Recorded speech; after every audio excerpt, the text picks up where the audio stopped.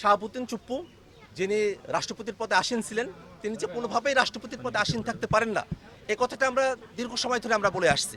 সে অন্তর্বর্তীকালীন সরকারের সময়টাতেই বৈষম্যবিরোধী ছাত্র আন্দোলনের ব্যানারে আমরা আন্দোলন করেছি যে শাহাবুদ্দিন চুপ্পুকে রাষ্ট্রপতির পদ থেকে অপসারণ করতে হবে, কিন্তু তখন সাংবিধানিক সংকটের কথা আমাদেরকে বলা হলো। আমরা আমাদের দাবি কন্টিনিউ রাখলাম। যখন নির্বাচিত সরকার আসলো তখনও আমরা বললাম, তখন আর তো সাংবিধানিক সংকট তাদের পক্ষ থেকে থাকে না, কিন্তু তারপরেও তারা শাহাবুদ্দিন চুপ্পুকে দিয়ে সংসদে বক্তৃতা দেওয়ালো, আসলে সংসদকে কলঙ্কিত করলো। এই শাহাবুদ্দিন চুপ্পু শুধুমাত্র ফেসিবাদের একজন আইকনটা, তিনি একজন লুটেরা।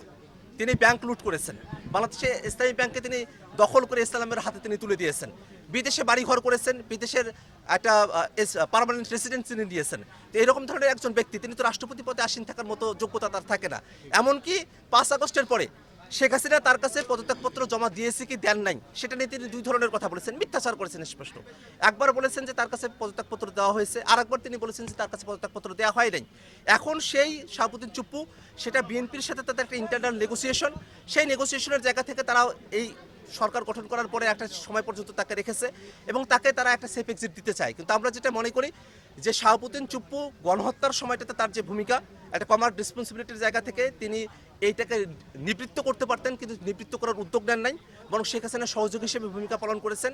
এবং তার অতীতের যে অপকর্ম এবং পরবর্তীতে এই বাংলাদেশ রাষ্ট্রকে নিয়ে বিভিন্ন ধরনের যে ষড়যন্ত্র তিনি করেছেন, আমরা জেনেছি ডেইলি স্টারের বরাতে যে লন্ডনে গিয়েও তিনি শেখ হাসিনার সাথে যোগাযোগ করছেন।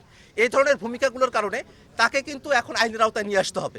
অনেকে বলছেন সংবিধানের 51 অনুচ্ছেদের কথা, সংবিধানের 51 অনুচ্ছেদের কথা অনেকেই বলছেন যে রাষ্ট্রপতিকে আইনের আওতায় নিয়ে আসা যায় না, কিন্তু এটা সম্পূর্ণ একটা ভুল কনসেপ্ট। কারণ রাষ্ট্রপতি পদে যখন তিনি থাকবেন, ঠিক সেই সময়টাতে রাষ্ট্রপতি আকারে তার ফাংশনালিটির জন্য তাকে কোর্টে নিয়ে আসা যায় না। সেই সময়টাতেও কিন্তু সিভিল মামলা যদি হয়, সেটা রাষ্ট্রপতির অ্যাগেনস্টে করা যেতে পারে। এমনকি রাষ্ট্রপতি পদ থেকে যখন কেউ সরে আসেন, তখন কিন্তু তার বিরুদ্ধে সব ধরনের আইনি পদক্ষেপ গ্রহণ করা যায়। এর আগেও এরশাদ যখন রাষ্ট্রপতির পদ থেকে সরে গেলেন, 6 দিনের মাথায় কিন্তু তাকে গ্রেফতার করা হয়েছিল। অতএব সংবিধানে একটা সেফটি ছিল, একটা ইমিউনিটি ছিল, সেটা রাষ্ট্রপতি পদে থাকাকালীন সময় পর্যন্ত। কিন্তু রাষ্ট্রপতির পদ থেকে যখন কেউ সরে যান, তখন তার ব্যক্তিগত যে দায়বদ্ধতার জায়গাগুলো আছে, সেটাকে আইনের আওতায় নিয়ে আসতে কোনো বাধা নিষেধ নাই, এটাকে মিসইন্টারপ্রেট করার সুযোগ নাই। সেটা দিয়ে সংবিধানে মধ্য দিয়ে আবার এই রাষ্ট্রপতিকে দায়মুক্তি দেওয়ার কোনো সুযোগ আর নাই। আমরা মনে করি এই যে শাহাবুদ্দিন চুপ্পু, তাকে অবশ্যই গ্রেফতার করে এবং রাষ্ট্রীয় বাহিনীগুলো তাদেরকে এখন তদন্ত করতে হবে। কারণ এই সময়টাতে কিন্তু রাষ্ট্রীয় বাহিনীগুলো তদন্ত করে নাই, কারণ তিনি রাষ্ট্রপতির পদে আসীন ছিলেন। এখন তদন্ত করতে হবে যে আরও কত জায়গায় এই শাহাবুদ্দিন চুপ্পু গণহত্যার সাথে সামিল হয়েছিলেন, সেই বিষয়গুলোকে খুঁটিনাটি বের করে তাকে একটা বিচারের আওতায় নিয়ে আসতে হবে এবং বাংলাদেশকে এই কলঙ্কমুক্ত করতে হবে। আমরা যারা বৈষম্যবিরোধী ছাত্র আন্দোলনের সাথে ছিলাম, বাংলাদেশে যখন একটা সংকট ঘনীভূত হলো, বাংলাদেশের সেই সংকটের পরে যখন বিজয় আসলো, বিজয়ের পরে কিন্তু বৈষম্যবিরোধী ছাত্র আন্দোলনের নেতৃবৃন্দ যারা আছেন, আমি তখনও কেবল জেলখানা থেকে বেরিয়েছি, কিন্তু যারা নেতৃত্বে ছিলেন তারা কিন্তু একটা জাতীয় সরকারের জন্য কিন্তু প্রস্তাবনা দিয়েছিলেন, কিন্তু সেই প্রস্তাবনা কিন্তু খারিজ করে দেওয়া হয়েছে। সেই প্রস্তাবনাটা মানা হয় নাই। যদি সেই প্রস্তাবনাটা মানা হতো তাহলে হয়তো অন্যভাবে ইতিহাসটা লেখা হতো, কিন্তু আমরা কিন্তু বসে থাকি নাই।